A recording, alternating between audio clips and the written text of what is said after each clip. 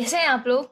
मुझे पूरी उम्मीद है कि अच्छे होंगे और अच्छे से पढ़ाई भी कर रहे होंगे। फिर मैं एक नई वीडियो के साथ हूँ और मैंने आपको कुछ प्रीवियस वीडियो शेयर की थी क्लास 12th की, जिसमें मैंने आपको सेकंड चैप्टर स्टार्ट किया था, that is change profit sharing ratio among existing partners, जिसमें मैंने आपको रिकॉन्स्टिट्यूशन ऑफ पार्टनरशिप की मीनिंग समझाई थी, इन सेक्रीफाइसिंग रेशियो क्या होता है ये सब भी बताया था। ठीक है ना, अब हम ये देखेंगे कि यहाँ पे गुडविल क्या है। ठीक है, इसका सेकंड पार्ट है, इसी चैप्टर का सेकंड पार्ट है कि गुडविल क्या है और हम गुडविल को कैसे मेजर करते हैं। स्टूडेंट्स, जैसा कि आप लोग को पता है कि गुडविल एक इंटेंजिबल असेट्स है ना, वो असेट्स जिसको हम सिर्फ फील कर सकते हैं, ना तो टच कर सकते हैं ना देख सकते हैं, है ना। लेकिन अभी हम अकाउंट्स पढ़ रहे हैं और अकाउंट्स में हम वो सारी चीजें रिकॉर्ड करते हैं जिनको हम मनी के टर्म्स में मेजर कर पाए, इसलिए हमें गुडविल को भी मनी के टर्म्स में मेजर करना पड़ता है कि किसी फॉर्म की कितनी गुडविल है ना, क्या उसकी वैल्यू है। तो यहाँ पे गुडविल को इवेलुएट करने का मतलब सिर्फ इतना ही है कि हमें मनी के टर्म्स में गुडविल को निकालना है। ठीक है, क्योंकि हम अकाउंट से पढ़ रहे हैं और मनी के टर्म्स में उसे कैलकुलेट करना है। तो सबसे पहले गुडविल क्या है? गुडविल आप सबको पता है, गुडविल का मतलब होता है गुड नेम। किसी एक फर्म की, किसी एक पर्सन की, किसी फैक्ट्री की या किसी कंपनी की गुड नेम, है ना, कि गुड नेम। और गुड नेम कहाँ से हासिल होता है? उनके हार्डवर्क से, और गुड सर्विसेज प्रोवाइड करते हैं कस्टमर से, तो कस्टमर्स के दिमाग में उनकी गुडविल छप जाती है, एक अच्छा नाम आ जाता है कि हाँ ये कंपनी अच्छी है, ये पर्सन अच्छा है, उसी को हम बोलते हैं गुडविल। तो काइंड ऑफ इंटेंजिबल असेट्स है, एक इंटेंजिबल असेट्स है जिसको हम सिर्फ फील कर सकते हैं, हाँ हमारा अच्छा नाम है मार्केट में। ठीक है, ये हार्डवर्क से आती है। सबसे पहले हम इसकी मीनिंग देखेंगे कि गुडविल क्या है। ठीक है, goodwill means the good name or the reputation earned by a firm through the hard work and honesty of its owners, है ना। क्या बोल रहे हैं यहाँ पे? गुडविल का मतलब है good name and the reputation earn by a firm, और वो रेपुटेशन जो फर्म अर्न करती है थ्रू द हार्ड वर्क, अपने हार्डवर्क से एंड अपनी ईमानदारी से, ओनर्स की ईमानदारी से। ठीक है, डेफिनेशन, अगर हम इसकी डेफिनेशन देखें, the term goodwill is generally used to denote the benefit arising from connection and reputation. Goodwill एक ऐसा टर्म है जिसको हम बेनिफिट बोलते हैं, और वो कहाँ से अराइज होती है? कनेक्शन से एंड रेपुटेशन से। सो मुझे उम्मीद है कि स्टूडेंट्स आप लोगों को गुडविल की मीनिंग समझ में आ जाएगी। सिंपली सिर्फ इसका मतलब यही है कि गुड नेम, किसी भी चीज की गुड नेम। और हम अकाउंट्स पढ़े हैं, इसलिए हमें यहाँ पे गुडविल को मनी टर्म्स में मेजर करना जरूरी हो जाता है as an asset. So students, अगर हम यहाँ पे देखें तो methods of valuation of goodwill क्या क्या हो सकते हैं। इसके तीन मेथड है, इसके तीन ब्रॉडली क्लासिफाइड मेथड है, that is average profit method, super profit method and capitalisation method. अब कैपिटलाइजेशन मेथड में भी दो मेथड है, that is by capitalisation of average profit method and by capitalisation of super profit method. अब हम one by one in सारे methods को देखेंगे, दैट इज एवरेज। सबसे पहले मैं एवरेज प्रॉफिट मेथड बताऊंगी, उसके ऊपर एक क्वेश्चन भी आपको करवाऊंगी। ओके स्टूडेंट्स, स्टूडेंट सबसे पहले हम एवरेज प्रॉफिट मेथड देखेंगे। तो एवरेज प्रॉफिट में अगर हम फॉर्मूला देखें तो बहुत सिंपल है, that is average profit into number of year purchase. अब समझना, ठीक है, एवरेज प्रॉफिट मेथड एक ऐसा मेथड है वैल्यूएशन ऑफ गुडविल का, जिसमें हम पास्ट प्रॉफिट के बेसिस पे हम फ्यूचर के प्रॉफिट को हम एस्टिमेट करते हैं, या फ्यूचर के गुडविल को एस्टिमेट करते हैं। समझ में आ रही चीज? तो सिंपल सा है कि जितने पास्ट ईयर के जो प्रॉफिट है उनका हम एवरेज निकालते हैं divided by number of years, और उनको नंबर ऑफ ईयर्स परचेज से इनटू कर देते हैं। दैट इज, अगर हम देखें तो average profit is equal to sum of all profit of number of years upon number of years. जब मैं इसका प्रैक्टिकल करवाऊंगी तब आपको और अच्छे से समझ में आएगा। अब स्टूडेंट्स, एक और चीज यहाँ पे नोटिस करने वाली चीज है, सबसे ध्यान देने वाली बात है कि जो भी प्रॉफिट्स गिवन होंगे, ठीक है, फॉर एग्जांपल 2015 का कोई प्रॉफिट दे रखा है, तो स्टूडेंट्स याद रखना आप कि हमेशा उस प्रॉफिट में से एबनॉर्मल लॉस ऐड होगा, ओके, एंड एबनॉर्मल इनकम हमारी लेस होगी, ओके। और हम कह सकते हैं कि नॉर्मल लॉस लेस होगा और नॉर्मल इनकम ऐड होगी। स्टूडेंट्स, एक चीज ध्यान दो कि ऐसा क्यों हो रहा है ना। देखो, पहले तो मतलब समझिए कि एबनॉर्मल लॉस का क्या मतलब है। एबनॉर्मल लॉस का मतलब है जो अनप्रिडिक्टेबल है, वो लॉस जो अनप्रिडिक्टेबल है, जिसको हम नहीं जानते कि आने वाले फ्यूचर में ऐसा कुछ हो जाएगा, है ना। तो उसी के लिए हम क्या करते हैं, रिजर्व्स बनाते हैं, ठीक है। प्रोविजन और रिजर्व में फर्क होता है। रिजर्व हम अनसर्टेनिटी के लिए बनाते हैं एंड प्रोविजन हम सर्टेन लायबिलिटी के लिए बनाते हैं, जो हमें पता है कि ऐसा होगा। तो एबनॉर्मल लॉस क्या होता है कि वो लॉस जो अनप्रिडिक्टेबल है, जो अचानक से हो जाए, है। तो हम इसलिए वो कभी कभी होता है, दैट्स वाई हम एबनॉर्मल लॉस अगर किसी ईयर में हुआ है तो हम उस एबनॉर्मल लॉस को प्रॉफिट में ऐड करते हैं, ताकि हम ये सोच के चलते नहीं भाई प्रॉफिट उससे कम नहीं होना चाहिए, ठीक है। एबनॉर्मल इनकम क्या है, एबनॉर्मल इनकम यहाँ पे लेस क्यों होता है, क्योंकि एबनॉर्मल इनकम भी बार बार नहीं होता, ये भी अनप्रिडिक्टेबल इनकम है, ठीक है, अचानक से होने वाली इनकम। तो इसकी वजह से प्रॉफिट में क्या हो जाए, फ्लक्चुएशन हो जाती है, इस वजह से एबनॉर्मल इनकम क्या करते हैं, हम लेस करते हैं, ठीक है। नॉर्मल लॉस आपको पता ही है कि वो लॉस जो हमें पता होना ही होना है, ठीक है, हमें हमेशा एस्टिमेशन उसका हम करके रखते हैं कि हाँ होना ही होना है, जैसे बैड डेट हो गया, प्रोविजन फॉर डेप्रिसिएशन हो गया, ये सब हमें पता है होता है, तो हम इसको क्या करते हैं, लेस ही करते हैं, प्रॉफिट इससे कम होना ही होना है। नॉर्मल इनकम क्या है, हमें पता है कि सेल कर रहे हैं तो हम इतना प्रॉफिट मार्जिन रख रहे हैं तो इतना प्रॉफिट हमें मिलेगा ही मिलेगा, तो ये नॉर्मल इनकम है, तो इसीलिए ऐड करते हैं। स्टूडेंट्स ये बहुत इंपॉर्टेंट पॉइंट है, इसे याद रखिएगा, ठीक है। सो स्टूडेंट्स सबसे पहले मैं आपको एवरेज प्रॉफिट मेथड मैंने आपको बताया, अब मैं इसके ऊपर एक इलस्ट्रेशन करवाऊंगी जिससे आपको और अच्छे से समझ में आएगा, ठीक है। तो यहाँ पे क्वेश्चन क्या दे रखा है, goodwill of a firm is valued 3 year purchase of the average profit. ये 3 ईयर परचेज मतलब बोल रहा है कि एवरेज प्रॉफिट जितना भी आएगा उसको 3 से इंटू करिएगा, 3 year purchase of average profit of last 5 years, मतलब हमें प्रॉफिट कितने साल का लेना है, लास्ट 5 ईयर्स का। The profit of each year ending 31 March as under, तो यहाँ पे 2011, 12, 13, 14, 15 का प्रॉफिट दे रखा है, 2012 में आपको लॉस दे रखा है, तो हम डिडक्ट करेंगे। Calculate the value of goodwill. Students please screenshot ले लीजिए, तो मैं आपका इसका सोल्यूशन आपको अभी करवाती हूँ, ठीक है। सो स्टूडेंट्स मैं आई होप कि आप लोगों ने स्क्रीनशॉट ले लिया होगा, तो अब मैं इसका सोल्यूशन करवाने दूंगी, आप लोग थोड़ा ध्यान से समझिएगा, ठीक है। तो यहाँ पे क्वेश्चन में क्या गिवन था कि गुडविल जो है, goodwill of the firm is valued 3 year purchase, तो अगर आप यहाँ पे देख लो तो नंबर ऑफ ईयर परचेज कितना दे रखा हुआ है, नंबर ऑफ ईयर परचेज दे रखा है 3 ईयर्स, ओके। तो इसका हमें बाद में काम है एंड, और प्रॉफिट एवरेज प्रॉफिट हमें कितने साल का निकालना है, 5 ईयर्स का। तो एवरेज प्रॉफिट हम कैलकुलेट करेंगे यहाँ पे, तो आपको दे रखा है 2011 दे रखा है प्रॉफिट, 2012 दे रखा है, 2013, 14, 15, ओके। तो ये आपको दे रखा है 2011 में आपको 50,000 प्रॉफिट दे रखा है, तो मैं इसको पी से डिनोट कर रही हूँ। 2012 में आपका 20,000 का लॉस दे रखा है, तो इसको एल से डिनोट कर रही हूँ, ओके स्टूडेंट्स। एंड यहाँ पे 10,000 का प्रॉफिट दे रखा है 2013 में, एंड 2014 में आपको 60,000 का प्रॉफिट दे रखा है, एंड 2015 में 80,000 का आपको यहाँ पे प्रॉफिट दे रखा है, ठीक है। सो सबसे पहले आपको निकालना है calculate the value of goodwill. तो अब यहाँ पे सबसे पहले आपको पता है फॉर्मूला आपको क्या है, वैल्यू ऑफ गुडविल हम कैसे निकालते हैं, average profit into number of year purchase, यही होता है। सबसे पहले एवरेज प्रॉफिट निकालते हैं, तो एवरेज प्रॉफिट का फॉर्मूला आपको पता ही है, sum of all the profits of number of years, है ना, divide by number of years.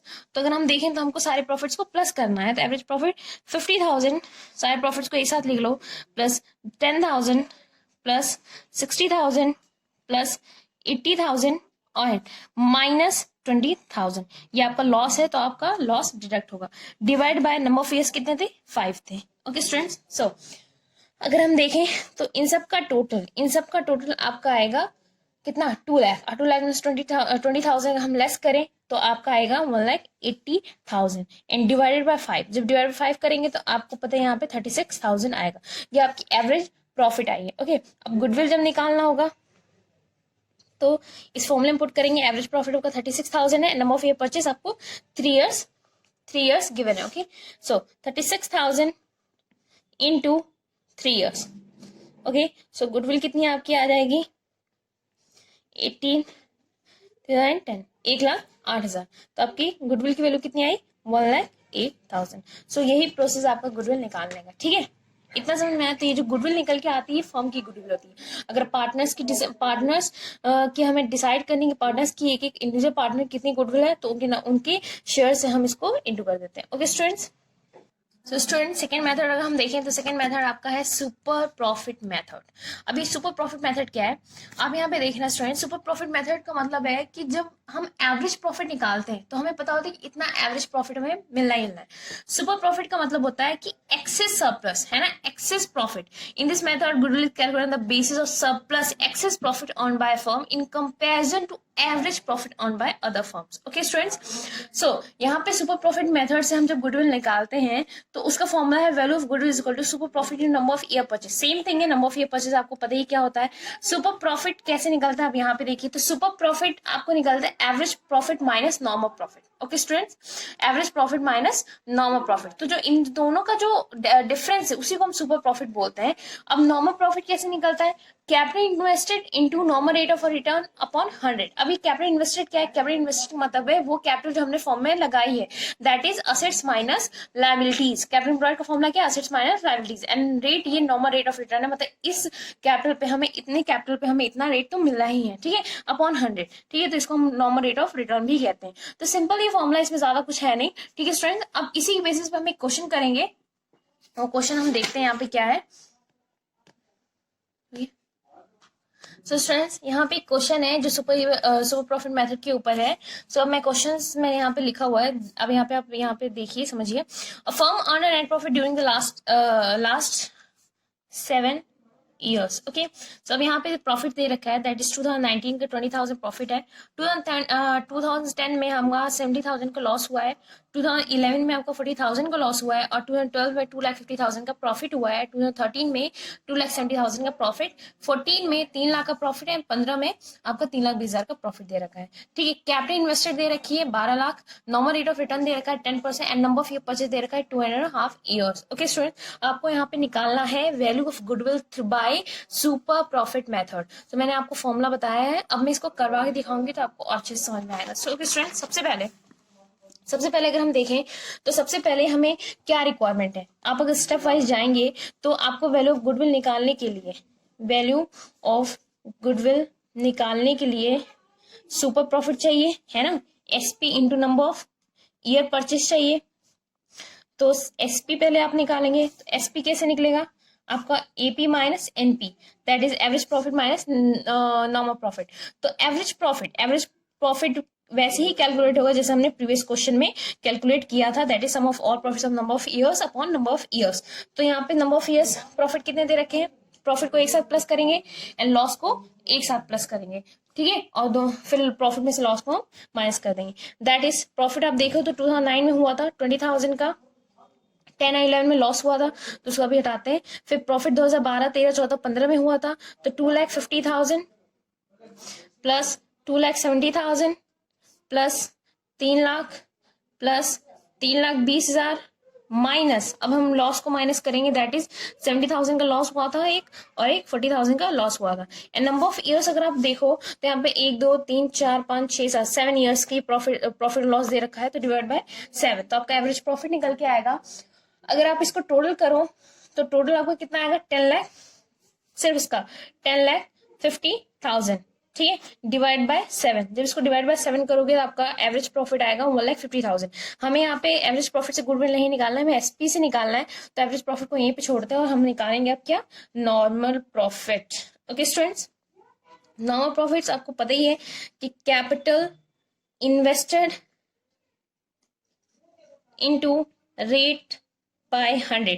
तो capital invested as given in the question कितना दे रखा है आपको दे रखा है 12 लाख, तो 12 लाख इंटू रेट आपको दे रखा है 10 और डिवाइड बाय 100। सो आपका वैल्यू कितनी आएगी नॉर्मल प्रॉफिट, 1,20,000, दैट इज 1,20,000, ठीक है। अब आप यहां से निकाल के लोगे, सुपर प्रॉफिट आपका निकल जाएगा, that is AP minus NP, that is average profit minus normal profit. So आपका 1,50,000 में से आप कितना लेस करोगे, 1,20,000। सो आपका जो सुपर प्रॉफिट आपका आएगा वो आएगा 30,000। ओके, सो आप गुडविल जब निकालोगे, वैल्यू ऑफ गुडविल जब कैलकुलेट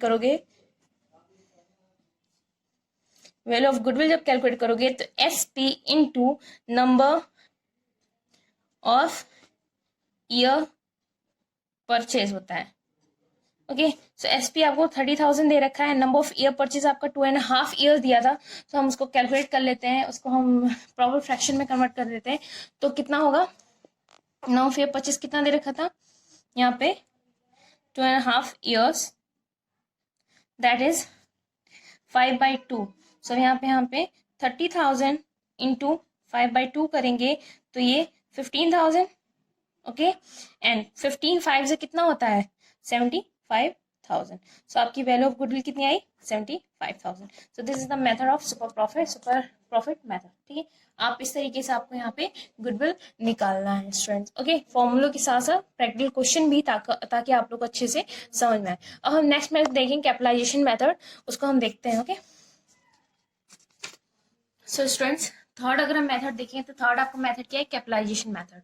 सो मैंने आपको इसमें बताया था कि कैपिटलाइजेशन मेथड में दो मेथड है, that is capitalization of average profit method and capitalization of super profit method. तो capitalization of average profit method में अगर हम देखें तो सिंपल सा इसका फॉर्मूला है, value of goodwill is equal to average profit into 100 rate.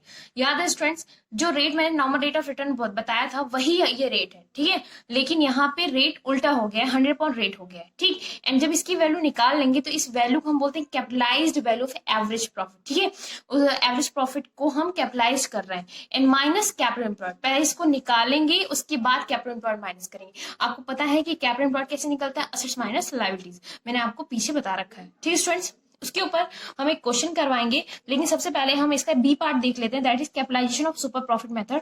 उसके बाद एक क्वेश्चन लूंगी जिसमें मैं दोनों मेथड से आपको गुडविल निकाल के बताऊंगी। ओके स्टूडेंट्स, सो इसका अगर बी पार्ट हम देखें तो बी पार्ट क्या है, capitalization of super profit method. तो इसमें सिंपल है, goodwill is equal to super profit into 100 rate, that is normal rate of return.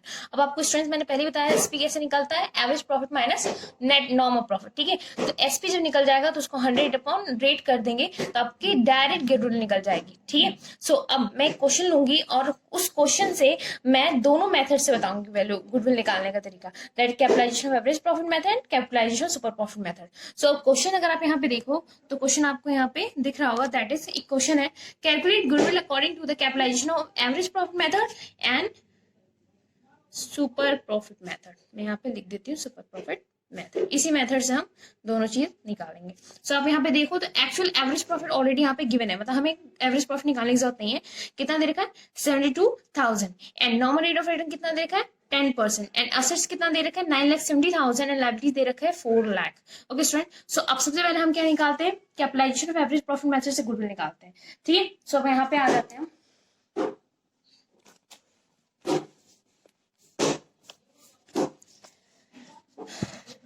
So capitalisation